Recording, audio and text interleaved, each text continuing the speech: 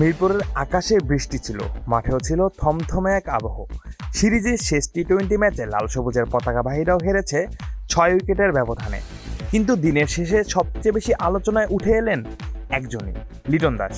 কারণ ম্যাচ হারার চেয়ে বড় হয়ে দাঁড়ালো তার কিছু সরাসরি কথা, এমন কথা যা সাধারণত বাংলাদেশের অধিনায়কদের মুখে খুব একটা শোনা যায় না। বাংলাদেশের ক্রিকেটে অনেক সময় ব্যর্থতার ব্যাখ্যা আসে ঘুরিয়ে ফিরিয়ে, কিন্তু লিটন এবার সেটি করলেন না, বরং সরাসরি আঙ্গুল তুললেন লোয়ার অর্ডারের দিকে। তার চোখে ম্যাচটা শুধু বৃষ্টিতে হারানো নয়, বরং আবারও একই পুরনো সমস্যায় আটকে যাওয়ার গল্প। ম্যাচ শেষে লিটনের কণ্ঠে হতাশা ছিল স্পষ্ট। তিনি বলেন, টসে আমি বলেছিলাম বৃষ্টির প্রভাব রাখতে পারে, তবে শুরুতে উইকেট হারানোটা আমাদের পক্ষে কাজ করেনি। আমি এবং হৃদয় জুটি বানাচ্ছিলাম, তবে এরপর বৃষ্টি এলো এবং দিনটা আমাদের ছিল না। এমন ভালো উইকেটে 15 ওভারে 103 রান একদমই ভালো রান নয়। 160 রানের কাছাকাছি গেলে ভালো হতো, তবে শরীফুল ভালো বল করে তাদের কিছুটা চাপে ফেলে দিয়েছে। এরপর ওই ব্যাটিং বোলিংয়ে নিউজিল্যান্ড সেরা ছিল। সিরিজ শুরুর আগেও লিটন বলেছিলেন লোয়ার অর্ডার থেকে রান দরকার। তার প্রত্যাশা ছিল খুব সাধারণ। বাবা, এত এনার্জি কই পাও? এই পাওয়ার চুমুকে অ্যাকশন 7, 8 কিংবা 9 নম্বরে নেমে কেউ যদি 5 থেকে 10 রান যোগ করতে পারে, সেটাই ম্যাচের চেহারা বদলে দিতে পারে। কিন্তু বাস্তবে সেটি হচ্ছে না, তাই এবার আর ঘুরিয়ে কথা বলেননি অধিনায়ক। লিটন বলেন, প্রথম সংবাদ সম্মেলনে আমি একটা কথাই বলেছিলাম যে লোয়ার অর্ডার ব্যাটারদের দায়িত্ব আছে। আমরা চাই তারা আমাদের ব্যাটিংয়ে ইনপুট দেবে। আজকে সুযোগ ছিল, কিন্তু আবারও ব্যর্থতা।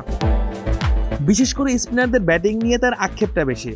আধুনিক ক্রিকেটে কেবল বল করতে জানলেই হয় না, ব্যাট হাতেও অবদান রাখতে হয়। লিটনের মতে আন্তর্জাতিক ক্রিকেটে টিকে থাকতে হলে স্পিনারদেরও অলরাউন্ড ভূমিকা পালন করতে হবে। তিনি বলেন, পুরো দুনিয়াতে যারা স্পিনার হিসেবে খেলে, সব দলেই তার সঙ্গে ব্যাটিংটাও করে। তা না হলে আপনাকে চায়নাম্যান বলার হতে হবে, যে কিনা বোলিংয়ে মিরাকল কিছু ঘটাতে পারে। অনেক দলে এমন খেলোয়াড় থাকে যারা শুধু বোলার হিসেবেই খেলে। মেহেদী তো ব্যাটিং পারে, কিন্তু আন্তর্জাতিক ক্রিকেটে আমাদের এই পারফরমেন্সটাও দরকার। একই ব্যাপার রিশাদ নাসুমের ক্ষেত্রেও। বাংলাদেশ দলে আসলে এমন একজন ক্রিকেটারের অভাব বহুদিনের, যিনি 7 নম্বরে নেমে ব্যাট হাতে কার্যকর ভূমিকা রাখবেন, আবার 4 ওভার বোলিংও করবেন। তবে সতীর্থদের প্রতি আস্থা হারাচ্ছেন না অধিনায়ক।